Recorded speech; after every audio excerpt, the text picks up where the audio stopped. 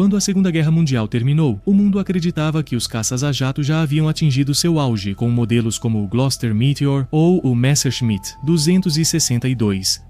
Mas os engenheiros britânicos sabiam que aquilo era apenas o começo. Um desses projetos que marcariam a transição da aviação militar para uma nova geração foi o de Havilland Venom, um avião que nasceu à sombra do famoso Vampire, mas que acabou voando em meio mundo e abrindo as portas para a era do combate a jato mais madura.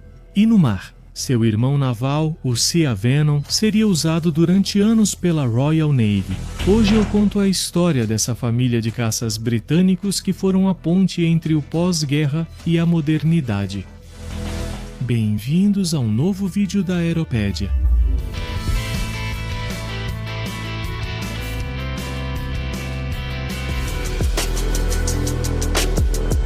Quando entrou em serviço em 1946, o de Havilland Vampire foi um dos primeiros caças a jato operacionais do mundo. Leve, simples e confiável. Após o Gloster Meteor, foi o segundo jato produzido pelos britânicos. O protótipo voou pela primeira vez em setembro de 1943, mas não entrou em combate. Na Segunda Guerra Mundial, foram construídas quase 4.400 unidades, das quais um quarto sob licença. Em outros países, 31 forças aéreas adotaram esta aeronave, que teve 15 versões. Tinha um design convencional, com asas retas e um único motor dentro de uma fuselagem curta revestida de alumínio. Além disso, tinha uma cauda distinta formada por dois corpos de forma semelhante ao P-38 Lightning.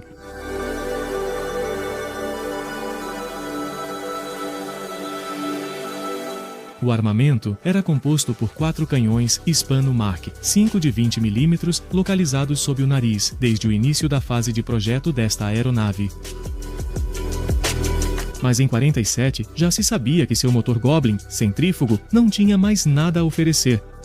O mundo estava migrando para motores axiais mais finos e potentes, e o Vampire não conseguiria competir por muito tempo, então de Havilland decidiu evoluir seu projeto.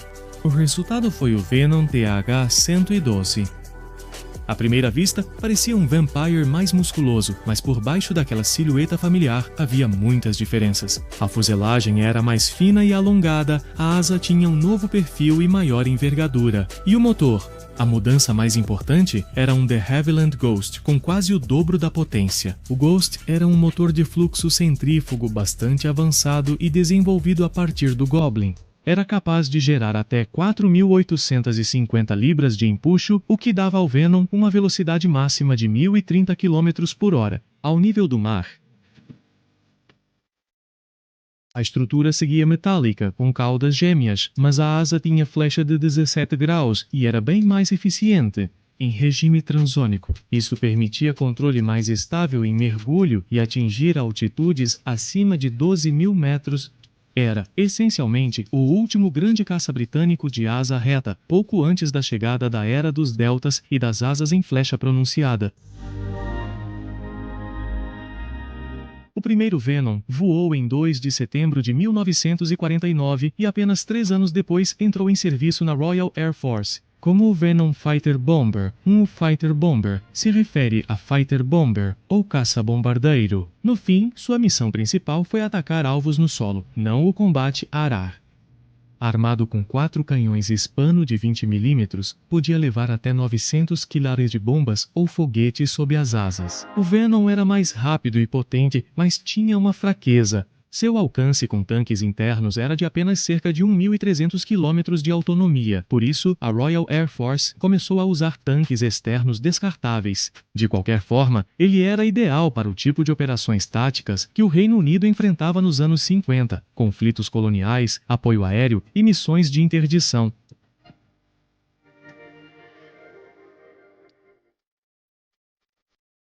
O batismo de fogo veio no Quênia durante a rebelião Mau Mau, onde realizou ataques de apoio.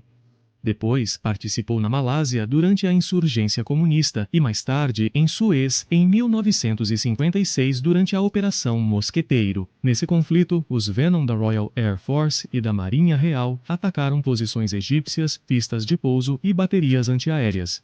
Seu desempenho foi sólido, embora as defesas antiaéreas modernas tenham mostrado que os aviões de asa reta já estavam chegando ao seu limite operacional. O Venom ficou conhecido por sua resistência e precisão. Sua cabine tinha uma visibilidade excelente e, apesar de não contar com radar em suas versões iniciais, o piloto podia operar com surpreendente eficácia graças a um painel bem projetado e um manuseio suave. Era, como muitos pilotos diziam, o último avião que podia ser voado com a alma antes que tudo mudasse. Botões e telas.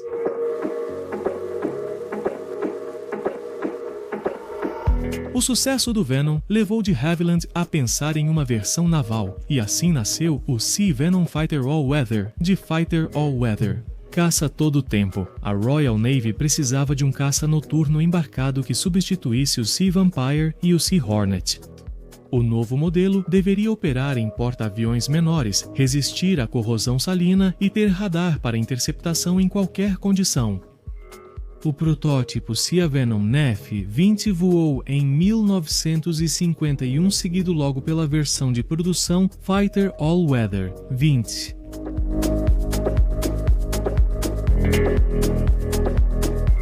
O Sea Venom possuía radar AI Mark 10 criado pela britânica AI. Isso permitia interceptação noturna e em qualquer clima, uma grande vantagem na época. Tinha ainda gancho de apontagem, trem de pouso reforçado e asas dobráveis para operar nos porta-aviões britânicos. O motor Ghost 103 gerava até 4.950 libras de empuxo e atingia a velocidade máxima de cerca de 940 km por hora. Apesar de não ser supersônico, sua estabilidade e controle faziam dele um caça naval confiável. O Sea Venom tinha os mesmos 4 canhões de 20 mm e podia levar foguetes não guiados ou bombas leves.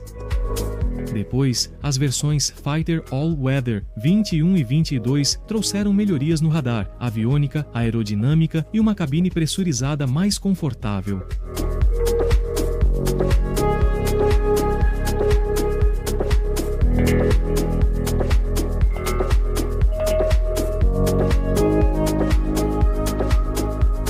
O Sea Venom entrou em serviço em 1954 com a Flat Air ARM ramo aéreo da Marinha Real e operou desde então no porta-aviões HMS, Avon, Eagle e Centaur. Foi protagonista de operações no Mediterrâneo, no Golfo Pérsico e no Pacífico, patrulhando os céus durante a Guerra Fria e mantendo a presença britânica em zonas estratégicas.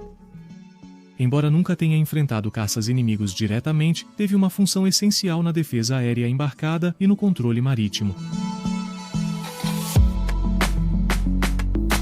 A versão mais avançada, o Sea Venom 22, tinha radar melhorado e podia levar mísseis a ar, Fire Strike, tornando-se assim um dos primeiros caças embarcados britânicos com armamento guiado.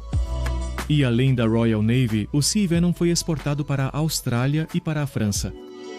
Na Austrália, chamado Sea Venom Fighter All-Weather 53, serviu na Força Aérea Naval Australiana a partir dos porta-aviões Her Majesty's Australian Ship, Sydney e Mailboat. Na França, foi construído sob licença como Aquilon e tinha pequenas modificações e eletrônica local.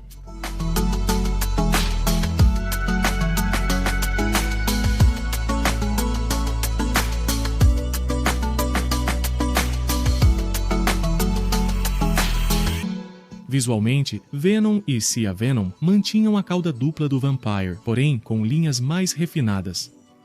Sua estrutura era feita completamente de metal, não mais de madeira como os primeiros Vampire, o que aumentava a resistência estrutural e permitia um desempenho maior. A fuselagem central continha o motor Ghost, com o escape logo atrás da raiz da cauda e tanques de combustível distribuídos pela fuselagem, e nas asas. A asa, levemente enflechada e com perfil fino e diedro positivo, garantia boa estabilidade lateral. A cabine, com cúpula em formato de bolha, dava ótima visibilidade panorâmica. O trem de pouso principal retraía-se na fuselagem, deixando as rodas nas carenagens dos canhões.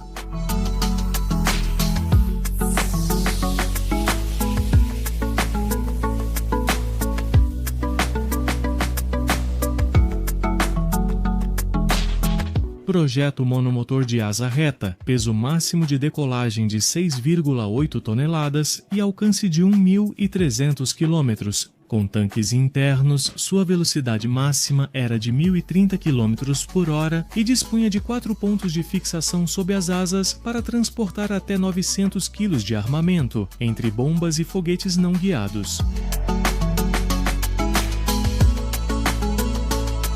Apesar de obsoleto frente aos caças supersônicos dos anos 60, o Venom teve carreira longa e ampla. A Royal Air Force o substituiu pelo Hawker Hunter em 1962.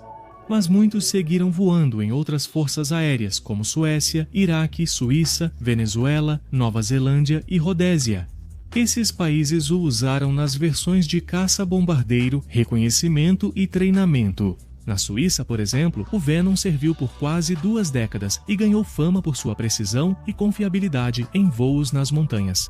Alguns exemplares foram modificados localmente com instrumentação aprimorada.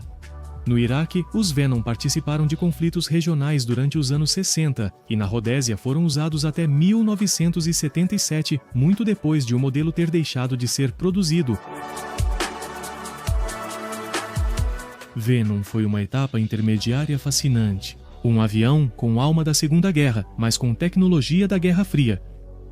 Foi o último projeto de Havilland, unindo a pureza do voo de um caça. Reação de primeira geração com a potência e o refinamento que depois caracterizariam os jatos modernos.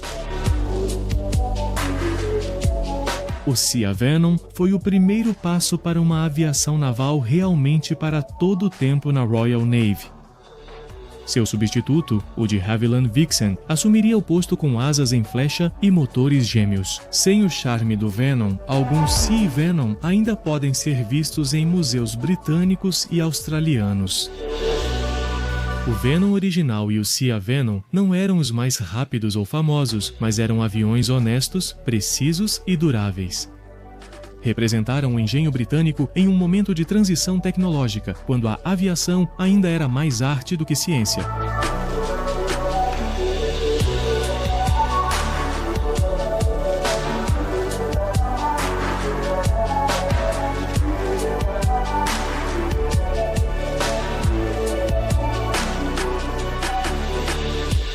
Espero que tenham gostado e até um novo episódio do Aeropedia.